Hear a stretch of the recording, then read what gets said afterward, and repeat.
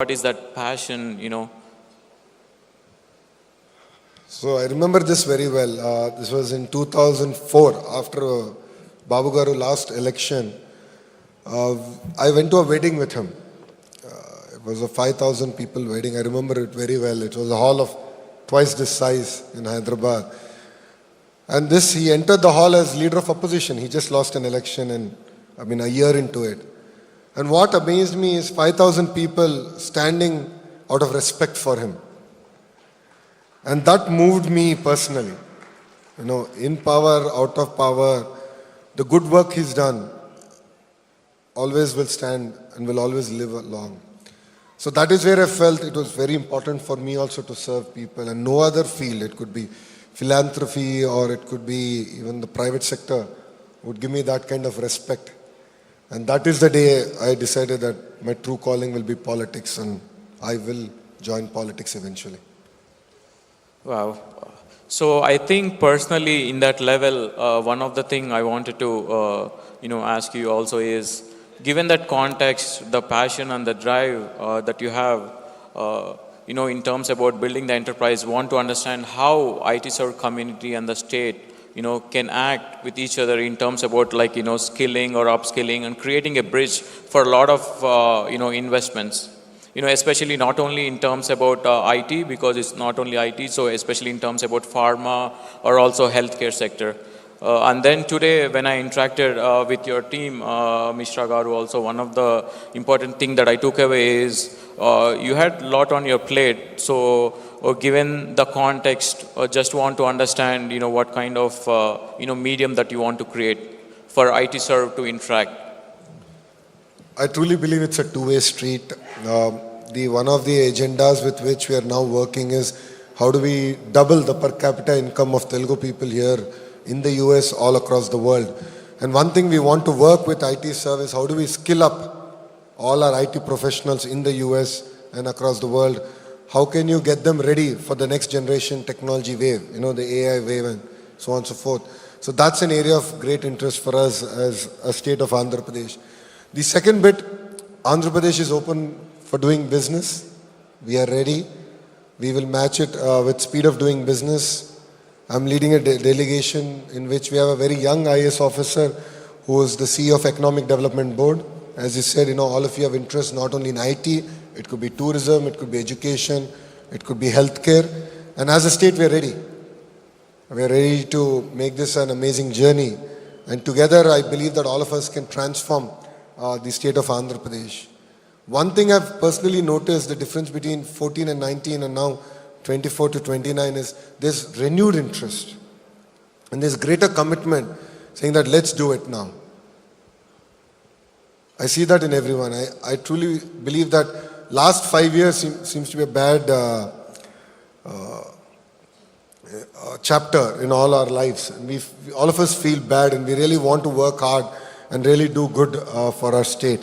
And as a minister and as a delegation, we're really excited to take all of you back and actually showcase what we can do best and what are the areas that together we can develop the state of Andhra Pradesh. Wow. A round of applause on a lot of insights that Lokesh Garu has shared. And Lokesh Garu, I also watched the drone conference that happened in the state of AP, and then you also received Guinness World Records for that show. So just want to understand in terms about the buzzing technology right now. A lot of people understand about AI, blockchain, and quantum. How do you want to interact in terms about especially the drone and the technology in relation with AI?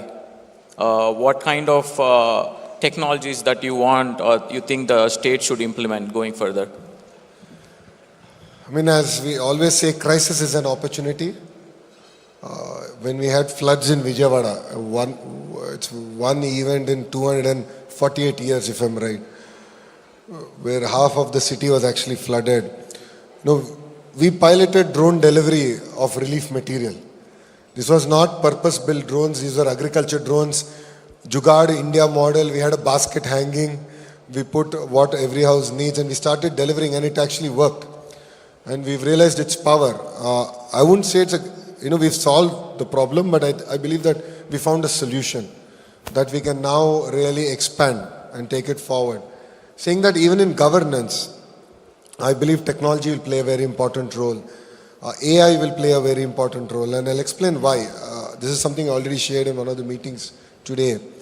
As soon as I became minister, a person messaged me on WhatsApp, and he's a disabled student. Andhra Pradesh government enables them to take 5 subjects, not 6. Whilst when you apply for IIT and NIT, you need to give 6 subjects marks. So they said, because of this technical reason, we are not able to get into IIT, NIT, please help us. So I had a very young IAS officer working for me in one of my, in school education department, and I told her we need to find a solution. So with her interest, she searched, she went back, found a 1992 GEO that enabled me to average the 5 subjects marks and give it for the 6 subject mark. Very simple GEO, you would think, but we've fundamentally changed the lives of 45 disabled children. I mean, these are children who all their lives were insulted, made fun of, and here they were just at the door of an IIT, NIT, and because of a government regulation, they're unable to open it. Now let's think about this. If that officer did not find the solution, then what would have happened to their lives? That is where I believe AI can really be transformative. If the models are trained well, we can find solutions. So what you will see in this particular term of the NDA in Andhra Pradesh is effective use of AI in finding solution and solving long-term problems of our citizens. So before we wrap up, Lokesh Garu, just for the audience, just want to understand what is your favorite pastimes, your hobbies. A lot of members requested this question for you, so that would be very. I truly enjoy spending time with my friends. Unfortunately, now I don't get that much time. So whenever I do get the chance, we travel together. We travel across the globe. The current opposition seriously has a problem with that, and I don't know why. When I'm paying for my trip and going for a vacation with my friends, they seem to have a problem.